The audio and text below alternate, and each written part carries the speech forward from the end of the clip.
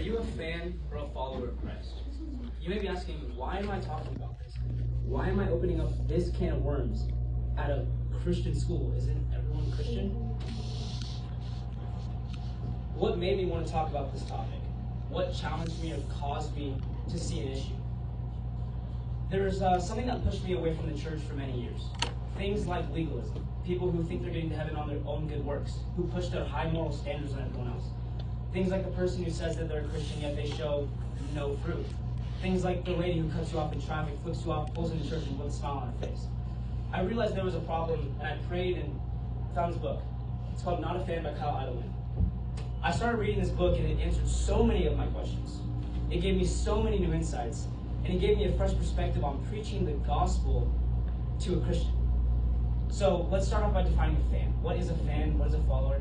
A fan I would describe as a sports fan. The guy has his shirt off, he has the paint under his eyes, he's cheering for the team, he's going crazy. You look in his room, he has jerseys, t-shirts, he has the bumper stickers of the team. He is an enthusiastic admirer of the team. You ask him to talk about, you say, do you know the names of the players? He'll go one step further, he'll name off all their latest stats. But the thing is once that team has a losing season, once that team has 2 losing seasons, he leaves that sports game. He can no longer brag about it. And sadly, that ties directly to Christianity. Starting with the prosperity gospel. People who preach the prosperity gospel think that Jesus isn't enough. They want to put incentives around it. They say that if you're not healthy, you don't have enough faith. They say that if you follow Jesus, you'll have a lot of money. That's wrong, and it's what makes so many people fall away from the faith. It's almost like cheapening the gospel. In an alternate universe, let's say for some reason I'm advertising my daughter on a billboard for marriage.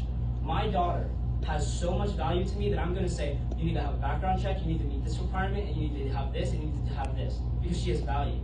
I would not put my daughter on a billboard and say, you'll get this piece of my land, you'll have this much money, you'll do this. That's cheapening my daughter, and that's what we're doing to the gospel.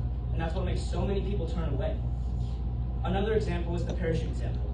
I'm sitting on a plane, and a stewardess walks up to me. The stewardess says, put on this parachute. It's going to make your flight so much better. It's stylish, it's fancy, it's the new thing. I put on this big bulky parachute, 30 minutes goes by, I'm sweating, I'm drooping, my back hurts. I look around, nobody else has a parachute on. Everyone's laughing at me. It's like I'm being persecuted for wearing the parachute on the plane. I take off the parachute, I throw it off. That's the prosperity gospel. That's when people are promised only good things. That's when people are promised a false gospel. In the same scenario, the stewardess walks up to me, she says, we are going to go through tribulation. There's going to be turbulence. You need to put on this parachute, you need to strap it tight, it's your only hope. I look around, I'm sweating, it's hurting my back. People don't have the parachute on, they're laughing at me, but I don't take it off because it's my only hope. That's the difference between a fan and a real Christian. A real Christian is the biblical belief of a commitment to Christ. That following him calls for action in your life. It means someone who has put their faith in his death and resurrection for their sins to be covered. Someone who denies themselves every day and picks up their own cross. Someone who is spirit-filled rather than self-empowered. Someone who is chasing after Jesus every single day. In conclusion, Jesus wants to define the relationship between you and him. He calls you chosen, redeemed, adopted, a servant, a friend, a follower of Christ. He must be first in our hearts. He must be our identity. Let's pick up our cross. Let's bear these burdens together. Let's be vessels for him because we were bought with a price. Our life is not ours. We might be the only Bible that someone ever reads. We need to live up to that standard.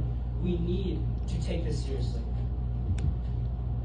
Interesting statistic is according to PewResearch.org in 2014, they did a survey over a very large data set, and 70.4% of people called themselves Christian. That's not true. So many people identify with the religion because they were born into it, yet they never made it their own. So many people see Jesus as a set of rules, but he's so much more than that. So let's be the one Bible that someone will read. And let's be followers, not fans.